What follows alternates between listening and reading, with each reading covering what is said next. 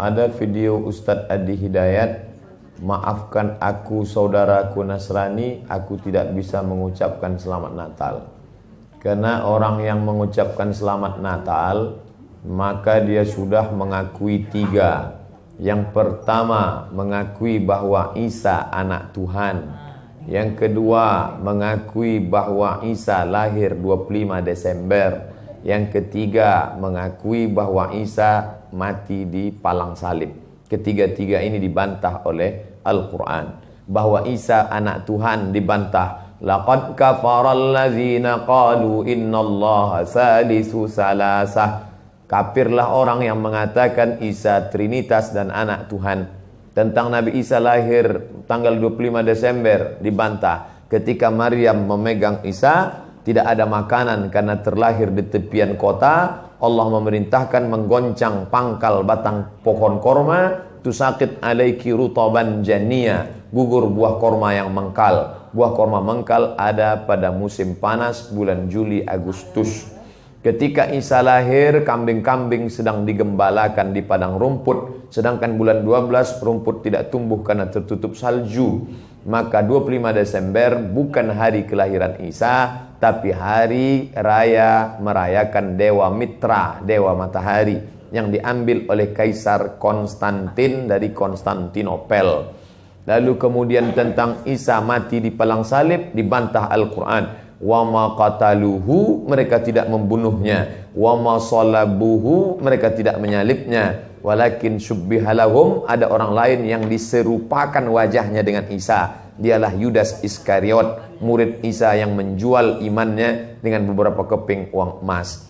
Saya punya kawan Kristen Masehi, tapi dalam masalah hubungan baik, masalah ngasih makanan, masalah beri pakaian, oke. Tapi kalau sudah terkait dengan akidah, wala ana abidu ma'abadtum wala antum abiduna ma'abud lakum dinukum waliyadin. Tentang masalah tahun baru, apakah 1 Januari itu bersih, tidak ada hubung kait dengan agama? Maka tidak benar. 1 Januari 2018 Masehi, seolah-olah Masehi terkait dengan Al-Masih Isa alaihissalam. Itu kalender dibuat oleh Kaisar Julian dari Romawi kuno. Kaisar Julian membuat kalender, maka dibuat nama dia Kaisar Julian, maka disebut Julian kalender. Lalu kemudian Julian kalender dibawa ke Vatikan, dirobah oleh Kaisar Raja Pendeta Paus Vatikan bernama Paus Gregorius. Maka sampai sekarang disebut dia dengan Gregorian kalender. Lalu kemudian ketika terbentuk PBB, United Nation, Persatuan Bangsa-Bangsa, bingung mau pakai kalender apa? Di dunia banyak sekali kalender. Maka diseragamkanlah, dipakailah Gregorian kalender. Yang sebelumnya kita kerajaan Pasundan, kerajaan Demak, kerajaan Riau, Sendripura itu pakai kalender Hijriah. Termasuk Yogyakarta pakai kalender Saka, karena Sultan Agung Jawa mengkawinkan antara kalender Jawa dengan kalender Hijriah. Karena ingin mendamaikan antara Jawa dengan Islam. Maka setiap menyambut tahun baru Saka sekaligus menyambut tahun baru Hijriah.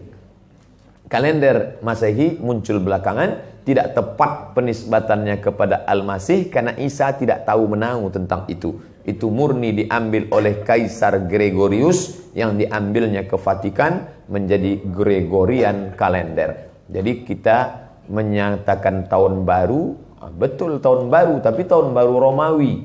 Tahun baru Romawi, jangan kaitkan kepada Isa alaihissalam. Dia masih terkait. Adapun tahun baru Jepang, tak ada terkait dengan akidah. Nah ini tahun kalender yang baru.